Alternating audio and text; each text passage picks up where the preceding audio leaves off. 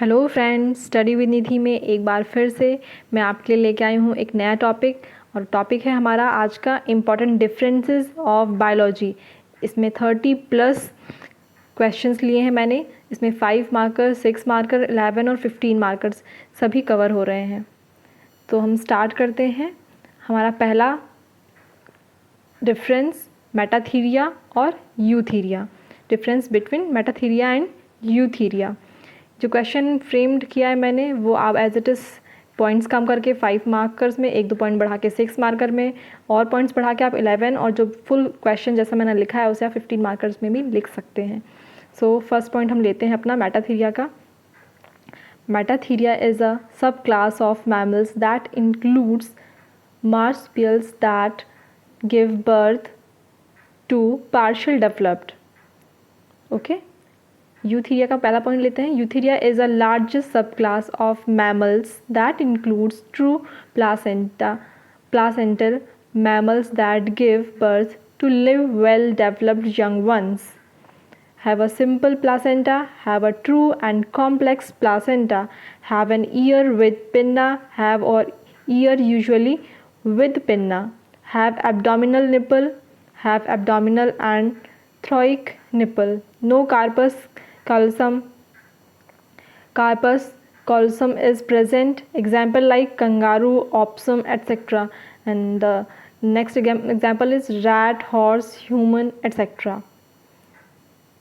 So first हमारा difference था Metatheria and Eutheria. Second difference मैंने यहाँ पर लिया है angiosperm and gymnosperm. Okay, angiosperm, a seed is produced by flowering plant and is enclosed with an ovary. Gymnosperm, a seed is produced by non-flowering plants and are unclosed or naked. The life cycle of these plants are seasonal. These plants are evergreen. मतलब आपको अगर कोई भी plant अब ऐसा दिखे जो पूरे साल हरा भरा रहता है, उसकी लीफ नहीं गिरती हैं, तो वो आपका प्लांट रहेगा कौन सा? Gymnosperm. Has triploid tissue, has haploid tissue, leaves are flat in shape, leaves are scale like and needle like in shape. Hardwood type, जो वुड होती है उसकी कैसी होती है? हार्ड होती है। एंड जो जिम्नोस्पर्म से उसकी वुड कैसी होती है? Soft. Reproduction relay on animal, reproduction rely on wind. Reproductive system present in flower, reproductive system present in cones and or unisexual, or they are unisexual or bisexual. Next 3 marker मैंने यहाँ पर लिया है difference between मोनोकोटिलेडॉन and डाइकोटिलेडॉन। First हमारा जो point है मोनोकोटिलेडॉन में वो है the monocot. The monocot embryos have a single cotyledon. The dicot embryos have a pair of cotyledons. Mono means one, di means two. They have a fibrous root system. They have taproot system. Leaves in monocots have parallel ventation. Leaves in dicots have reticulate और net वेंटेशन। क्या होता है parallel वेंटेशन and di? जो ये leaf है, अगर हम parallel की बात करें तो वो लीफ एकदम एक दूसरे के पैरेलल ऐसे होती है। आपने देखी हो कि बहुत सारी लीव जो होती हैं वो इसी डायरेक्शन में ऐसे लगी होती है। ओके, लेकिन अगर हम बात करें किसकी? डाइकोटिलेडॉन की, तो उसकी जो लीव्स होती हैं वो कैसे होती है? उनका जो वेंटेशन होता है वो कैसा होता है? रेटिकुलेट, ऐसा। एक यहाँ पर तो एक यहाँ पर, हिंदी में बोलते हैं इसको एकांतर रहती हैं। Okay, the count of parts of the flower is a multiple of 3 और equal to 3. The count of parts in dicot flowers is a multiple of 4 or 5 or equal to 4 or 5. The roots and stems of monocotyledon does not possess a cambium and cannot increase in diameter. The roots and stem of dicotyledon possess a cambium and have ability to increase in diameter. Next, a few examples of monocotyledons are few examples of dicotyledons: beans, cauliflower, इस तरह के examples हैं। Next हमारा क्या है, fungi and algae.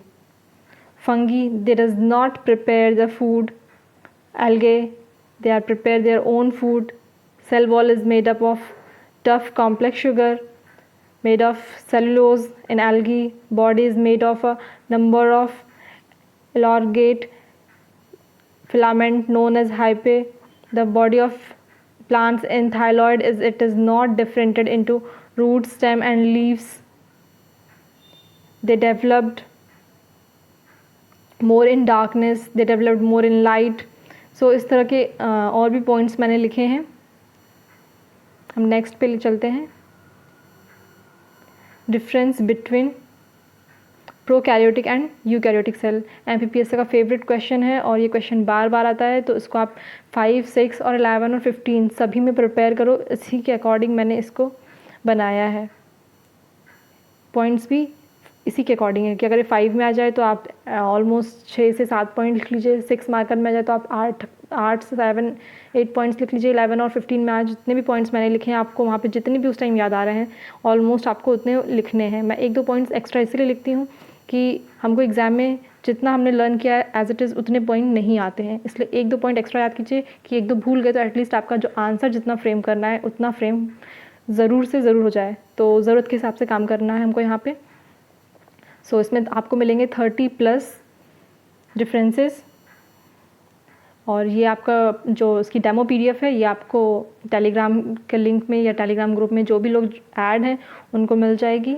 और हाँ, एक क्वेश्चन और, सभी लोग कई लोगों का क्वेश्चन है कि सिर्फ ये एमपीपीएससी के लिए ही है मैम, क्या अदर एग्ज़ाम्स के लिए आप नहीं करेंगी?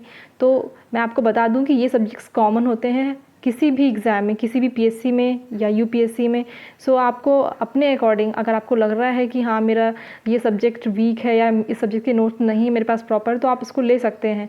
ज़रूरी नहीं है एमपीपीएससी स्पेशल, हाँ एमपीपीएससी का सिलेबस स्पेसिफाई है, फोकस्ड ऑन एमपीपीएससी है ये नोट्स, लेकिन मैटर तो सभी में। प्रोकैरियोटिक, यूकैरियोटिक कौन सा एग्ज़ाम में जहाँ नहीं पूछा जाता है मेंस में? क्या यूपीएससी नहीं पूछता है? सभी में पूछते हैं। सो अपना माइंडसेट यूज़ कीजिए और देखिए। अगर वीडियो अच्छा लगा हो तो लाइक कीजिए। Thank you.